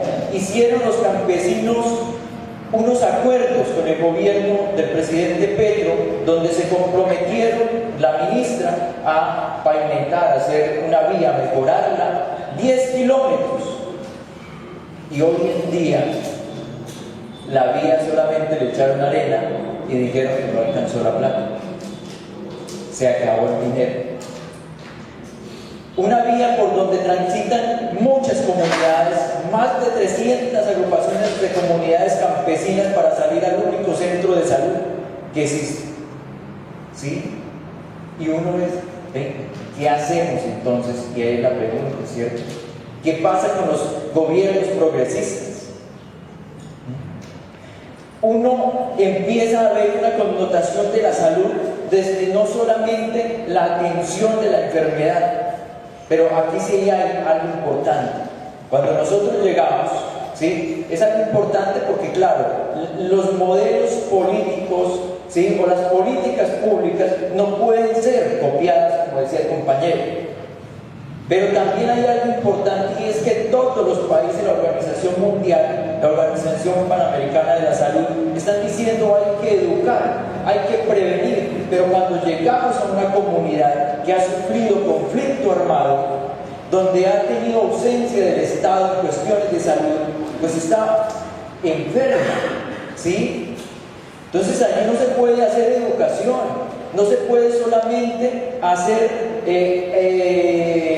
prevención, ya están enfermos. Lo que hay que empezar a hacer es prevenir las complicaciones de personas hipertensas, de personas diabéticas, de personas con problemas ya de postura ergonómica, ¿sí? Hay que atender, y ahí es donde viene el término de la atención primaria en salud, pues queda corto. Porque no se puede hacer atención primaria en salud, debe de ser, como la palabra a veces lo indica, en nuestro gobierno, es atención integral, ¿sí? Pero no ocurre. Solamente se hace asistencia en la promoción de los servicios de salud y la prevención de la enfermedad. Entonces, ¿cómo nosotros le decimos al gobierno que allí lo que necesitamos es algo más integral y no tercerizar los servicios de salud como está ocurriendo en el país? está siendo tercerizados. Uno mira el contrato, desde el Estado, desde el gobierno, se manda el presupuesto, el dinero, a una empresa del Estado, y esa contrata a una IPS y a otros, ¿sí? O sea, van 4 contratistas para llegar al que realmente recibe la atención, y se queda el dinero poco a poco. Lo otro, ¿qué hacemos nosotros con la guerra, con los grupos ilegales, los no legales? ¿Sí? En Colombia, listo, ya 30 segundos. En Colombia están los grupos armados, que, como dijo un compañero, son los que crean miedo, controlan la sociedad, ¿sí? ¿Cómo vamos a tener una sociedad con autonomía? ¿Cómo vamos a tener una sociedad autónoma en la participación cuando son los grupos armados los que deciden cuáles son los intereses que se deben de defender y cuáles son los intereses que se deben de negociar con el gobierno o con los estados? Allí no puede haber participación social ni independencia. La pregunta es, ¿qué proponemos? ¿Sí? Para nosotros realmente alcanzar esa participación social, esa independencia en medio del conflicto armado. La derecha está diciendo la guerra es una solución, los progresistas están diciendo no, es el diálogo, pero entonces ¿cómo proponemos ese diálogo? ¿Sí? Obrigada. Vou passar agora a micro para você, né? Já faz tempo que está. E aí a gente inverte aqui a ordem das respostas. Agradeço a todos pelas intervenções, muito interessantes, muito bom ouvir os colegas. Acho que partimos aqui de lugares distintos para construir essa discussão. Eu vou partir da sua última colocação sobre os governos progressistas, né? No caso brasileiro, o que chama mais atenção é que no ciclo dos governos progressistas, Lula 1, Lula 2, Dilma e depois Lula 3, nós assistimos a um sentido de democracia participativa ou de participação que esteve essencialmente associada à participação institucional. Uma visão da participação muito associada à política pública e muito longe do que a gente discutiu nessa mesa que vocês trouxeram, um sentido de participação enquanto construção do poder popular. Isso passou muito longe. Mas não só passou longe do governo, mas também dos próprios movimentos sociais. O que marca o processo de redemocratização do Brasil, muito fortemente, é uma associação muito forte da ideia de transformação com a ideia de incidência em políticas públicas. Assim, isso nos levou onde nos levou, uma enorme dificuldade a fazer disputa por hegemonia. Então, eu acho que falaram, por exemplo, quando Lula, na campanha, que se fala, bem, o que vamos fazer então na campanha eleitoral agora? A gente precisa ter um projeto de mobilização das pessoas. Ele fala em pressuposto participativo. Foi a única coisa que ele conseguiu sacar, né, tirar da cachola, voltar ao pressuposto participativo de Porto Alegre, que era lá a experiência municipal, jogar, como é que não ia dar certo? Lógico que morreu ali. A ausência de imaginação. Percebe o que eu quero dizer? Acho que esse é o meu foco, a partir de um outro lugar, olhando mais para o cenário brasileiro, né, não fazendo uma análise mais geral com os colegas, tinha entendido que era essa a missão, mas enfim, a missão do Luiz. Mas para colocar aqui na linha do debate que está sendo travado, nossos governos abriram mão de uma disputa, em termos de disputa por hegemonia, disputa de mentes e corações. Não fizemos isso. E bem, o resultado foi a eleição da extrema-direita em 2018. Então, acho que isso é algo para... E hoje, eu acho que nós temos muita dificuldade em entender, quando a gente fala em participação social no Brasil, nós nos voltamos diretamente às experiências institucionalizadas de participação, conselhos e conferências. Conselhos de políticas públicas e conferências de políticas públicas. Há muita dificuldade em pensar, hoje no Brasil, o que seria promover uma participação popular para além disso. Enormes dificuldades. Há uma crise de imaginação política. Há uma visão congelada da participação da democracia que congelou lá no contexto da redemocratização. Acho que esse é o meu... E aí, nisso, se for para continuar pensando a participação só em termos de participação institucionalizada, nesses termos que a gente vem construindo ao longo das últimas 3 décadas, vamos abaixar as expectativas em relação à participação. Porque não vai dar para produzir grandes transformações dentro do conselho gestor, né, gente? Eles têm uma função, mas enfim, acho que esse é um elemento importante. Eu acho que nós estamos enclausurados, fechados, numa concepção muito restrita de participação. Acho que é isso que eu estou querendo dizer aqui. E ao mesmo tempo, com dificuldades muito concretas, mesmo se a gente for para o sentido de participação como poder popular que os panelas colocam, eu acho que nós encontramos enormes dificuldades conjunturais para fazer isso. E a primeira dificuldade é quem é o popular que estamos falando nesse encontro. De que popular estamos falando? Em territórios conflagrados pela violência, pelo fundamentalismo e por aí vai. Quem é este popular? O nosso discurso não chega nesse popular. Quem chega, aí tem um livro, eu esqueci o nome do colega, acho que é argentino, La Rebeldia se volvió a la direita, não é? Os rebeldes hoje são extrema-direita, eles vão estar ocupados lá daquele jeito assim. A gente tem visto que eles têm um discurso antissistema que chega, o nosso não chega. O discurso antissistêmico feito pela esquerda, pelos progressistas, não chega nisso que a gente está chamando de classes populares. Portanto, quem elas são? Acho que isso para mim é um grande problema nessa nossa conversa, né? E aí eu entro na coisa dos jovens, né? Que experiências nós temos identificado no caso brasileiro que tem conseguido promover e chamar mais para perto a juventude, tem conseguido convocar e recrutar a juventude? Eu acho que estão colocando em discussão justamente quem é o sujeito da transformação. E aí estão dizendo, muitas vezes o sujeito da transformação é a mulher negra, é o indígena, é o homossexual. Tem uma dimensão, e aí eu acho que o desafio é como é que a gente incorpora e avança nessa discussão com a dimensão de classe. Eu acho que as experiências mais exitosas, no sentido de convocar a juventude para participar, são aquelas experiências que abraçam a interseccionalidade, que posicionam o sujeito a partir da sua experiência vivida. Eu acho que a gente está com muita dificuldade, enquanto campo progressista, de fazer isso. Acho que a gente está com um discurso do popular, como eu disse, formação, que talvez precisa ser um pouco mais desestabilizado. A gente precisa ter coragem de desestabilizar, me parece, um pouco mais essas categorias. E aí já vou terminando, só para ver se tem tantas coisas, não vai dar para lidar com todas elas. Mas, enfim, acho que é isso. Acho que eu fico por aqui. Obrigada.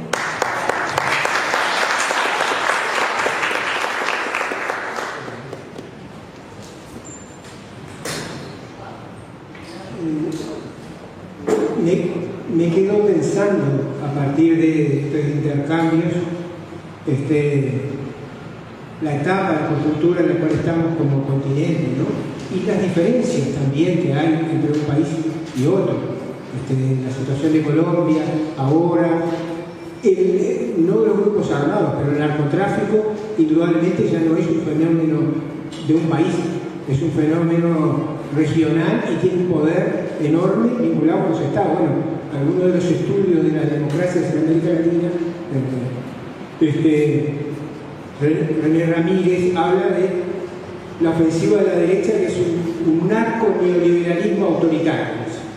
Es un neoliberalismo, pero no es el de los 90, es un neoliberalismo asociado al narcotráfico y además que implementa un proceso de regresión autoritaria o de creación de nuevas formas autoritativas. Y por otro lado, los progresismos también están en medio de la gran batalla, ¿no? Cada uno dentro de su país tiene situaciones muy complejas, muy difíciles, ¿no? Desafíos muy grandes. Yo no creo que el poder popular ni la participación social respondan a un modelo único que uno lo piensa en la cabeza de uno y después lo va y lo aplica.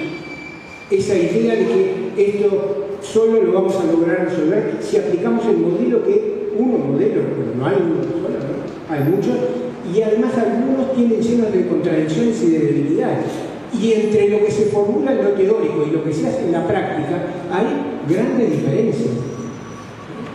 Al mismo tiempo, pienso que la participación social y la construcción del poder social popular, ¿no?, es una herramienta fundamental para los cambios, que no alcanza con ganar las elecciones, sino lograr construir procesos en los cuales haya sujetos fuertes, participativos, capaces de generar una sociedad distinta, ¿no? También implica que cambien ellos, que cada uno de los sujetos nos repensemos, ¿no?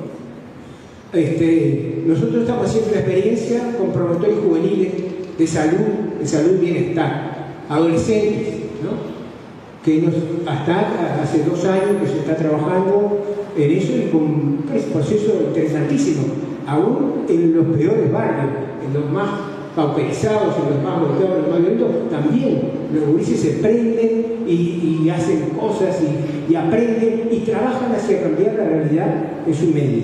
Nos parece que la generación de espacios para que los adolescentes y los jóvenes puedan hacer oír su voz es una clave para cualquier proceso de participación, ¿no? No quiere decir que yo lo contrapongo con las personas mayores, que creo que también es importante construir un proceso de organización y de lucha para el envejecimiento, ¿no?, pero también aprovechando todas las posibilidades.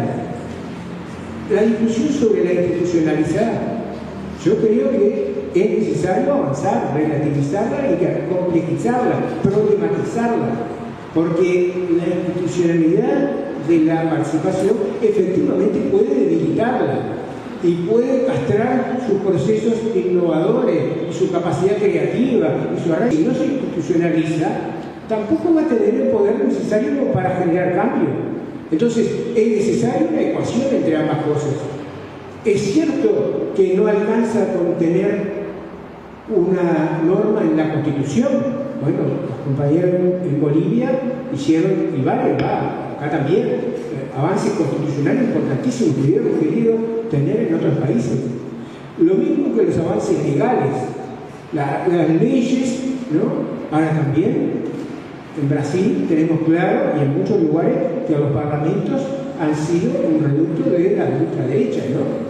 Y que es muy difícil lograr. Y después que las aprobas las leyes, si no hay movilización popular, si no hay fuerza comunitaria capaz de darles contenido, riqueza, no se aplican. Las mejores normas quedan en el papel. Entonces, vos tenés que evitar que haya una institución, no, hay algún nivel en el cual es imprescindible. Yo vengo del movimiento sindical, fui dirigente sindical de la salud durante muchos años. Y los trabajadores sabíamos que necesitaba espacio de negociación, porque si no teníamos espacio de negociación no podíamos discutir salario, condiciones de trabajo, ni tampoco discutir ninguna propuesta de cambio, ¿no? Ahora, dependíamos del espacio de negociación. Si dependíamos del espacio de negociación solamente, nos íbamos a debilitar y no íbamos a conseguir la fuerza necesaria. Era nuestra lucha la que daba las condiciones como para cambiar las cosas, ¿no? Pero a mí tengo una cierta resistencia, ahora más de viejo, a generalizarlo fácilmente, a pensar que todo es igual y todo es de determinada manera. Yo creo que tenemos una realidad heterogénea, contradictoria y muy rica, y muy interesante, de lucha, de resistencia y también de retrocesos y de amenazas. Y está en nosotros construir esos procesos. ¿Desde dónde? No lo veo tanto desde un paradigma teórico, lo veo más desde cada proceso. Creo que tenemos la responsabilidad y la posibilidad de transformar cada uno de los procesos en los cuales estamos para generar cambios en la realidad. Eric Reich decía, vinculado con las medidas y las acciones, decía, primero, genera una mejora para juzgar, ¿no?, las políticas de la Unión. ¿Genera una mejora para una parte de la gente? Bueno, si genera una mejora, aunque sea puntual, aunque sea, bueno, vale la pena pensarlo. Segundo, nos ayuda a pensar en la sociedad y a avanzar hacia una sociedad distinta. Ponía las dos cosas, eso también incorporaba, ¿no? A mí me gustaría pensar en procesos de participación en salud que cambiaran los sistemas de relaciones, que cambiaran las estructuras, que crearan relaciones de poder diferentes, más igualitarias, más democráticas, más integrales, incluyendo también el suelo y el agua, pero eso hay que construirlo. Y además es muy importante el fortalecimiento de los actores. Esto no lo hace solo el gobierno progresista, no lo pueden hacer, no tienen la fuerza necesaria. Hemos participado del gobierno progresista durante años, ¿no? Y dedicado enormes esfuerzos para tratar de que las acciones desde el gobierno fueran realmente participativas. Pero si no hay movimiento social fuerte, y eso implica pensar la participación como fortalecimiento de los actores sociales, como fortalecimiento del poder social popular, ¿no? Que se pueda ir construyendo. Creo que ese es el gran desafío que tenemos y que es lo que puede ayudar a que nuestro continente salga de esta crisis de hegemonía hacia los derechos, hacia la democracia, ¿no? Y no que retrocedamos hacia formas autoritarias o formas de mayor desigualdad o formas de mayor injusticia y de mayor violencia, porque está muy claro que las derechas han podido usar la violencia así como usan los medios de comunicación, así como usan, ¿no?, las zanahorias y la ilusión del consumo, o como usan el miedo, ¿no? Porque también el miedo es una herramienta de poder en manos de los poderosos, ¿no? Por eso nos parece que este diálogo está bueno, está interesante, y creo que, por lo menos desde mi punto de vista, es partir de lo que tenemos, de las experiencias y de las luchas que hoy desarrollamos, y mejorarlas, y ampliarlas, y fortalecerlas, y aprender unos de otros, y ir construyendo en ese sentido procesos latinoamericanos, pero también que tengan arraigo en cada una de nuestras realidades. Gracias.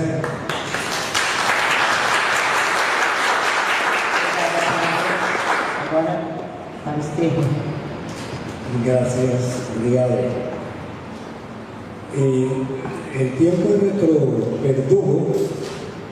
No voy a dar respuesta particular a las preguntas que se nos han formulado, pero sí quisiera dejar algunas ideas centrales sobre este tema de la participación, pero no entendida como participación comunitaria, social, casi una abstracción.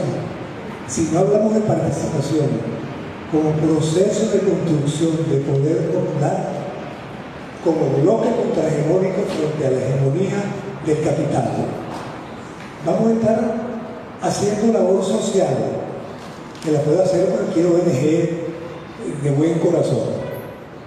Esto es un proyecto político revolucionario, solo que estamos obligados, frente a una crisis de la teoría y la práctica revolucionaria, a repensar la política misma. Tenemos que repensar la teoría, tenemos que repensar la práctica. Allí hemos dicho que lo que se avisora como una propuesta hoy, aunque suene, ya se habló del socialismo del buen vivir, pero eso le quita al buen vivir su esencia. ¿Qué significa en definitiva el buen vivir? Y dándole respuesta a muchas de las interrogantes que se plantearon. Otra manera de hacer política. Y otra manera de hacer política significa que el trabajo político comienza en mi casa. Comienza conmigo mismo. Si yo no hago un cambio en mi manera de conducirme para transformar la realidad, esa realidad la transformo y ya tenemos más de 100 años de historia haciéndolo de manera equivocada. Primer paso, la propia transformación, con la humildad necesaria, con el amor como fuerza revolucionaria necesaria. Y esa práctica entonces comienza por cambiar en mi casa, con mi familia, con mis vecinos, con mi entorno, en el barrio, en el consultorio, en los espacios asistenciales, con otra manera de vivir, que significa otra manera de pensar, otra manera de sanarnos, que no es la del modelo médico hegemónico, que son los saberes ancestrales, otra manera de educarnos, que tiene que ver con la revolución educativa, con la educación popular, la investigación participativa. Ponerlo en práctica, no teorizar, no seguir hablando de. Se reduce a entender que la construcción de poder popular no es desde arriba para la gente, es desde abajo con la gente. Y tener la humildad de que nosotros que tenemos el posgrado y somos doctores, no, tener la humildad de bajar a construir el poder popular con los de abajo y construirlo desde la vida cotidiana, otra manera de alimentarnos y otra cosa es alimentarse. Y lo que estamos haciendo es comer. Y comemos para tener una generación de gordos y de diabéticos y de hipertensos. Necesitamos cambiar la manera de vivir. Y cambiar la manera de vivir significa una respuesta al problema de la paz.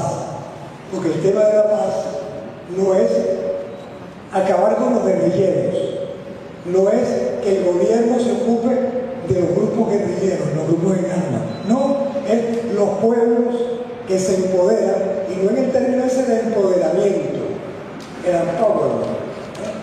La derecha se ha tomado la consigna y el lema nuevo, es construir poder popular con otra manera de vivir que nos permita que la revolución no es el día que lleguemos al gobierno. La revolución comienza cada día con lo que hagamos.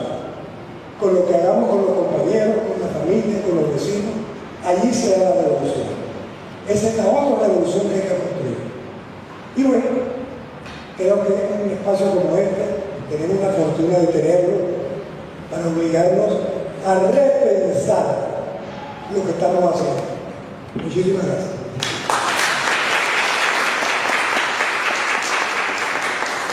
Obrigada, Luciana, Pablo e você. Creio que muitas coisas foram colocadas para nós outros, para os trabalhadores, para os profissionais de saúde e para quem está aqui para dialogar com os outros. Assim que, antes de concluir, queria fazer dois informes. Que hoje à noite, para mudar a vida, para viver bem, teremos uma festa no Cais da Imperatriz. Todos estão convidados para o Cais da Imperatriz, né? Vai ter roda de samba, música latina. Então, a partir das 19 horas, podemos estar lá. A outra informação é que a partir de amanhã, quem está promovendo, acho que todo mundo viu, mas quem está promovendo esse evento é a ALANES, a Associação Latino-Americana de Medicina Social. Nós aqui quase todos somos membros. Mas a partir da manhã à tarde nós vamos ter quem quer se associar à ALANES, porque a ALANES é uma instituição da América Latina, do Caribe, enfim, e a gente está também convidando jovens, as pessoas que não conhecem, que queiram se filiar, enfim, a ALANES. Amanhã vai ter no hall de entrada, embaixo, uma banca onde você vai poder se filiar. Os filiados à ALANES podem participar da Assembleia da ALANES, que vai ocorrer no sábado de manhã.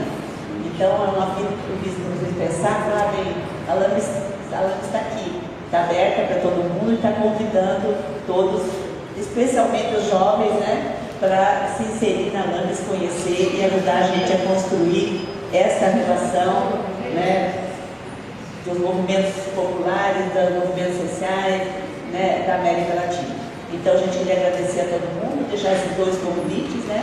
E para participar das atividades que a gente vai ter hoje à tarde. Obrigada, Luciana. Obrigada, Pablo.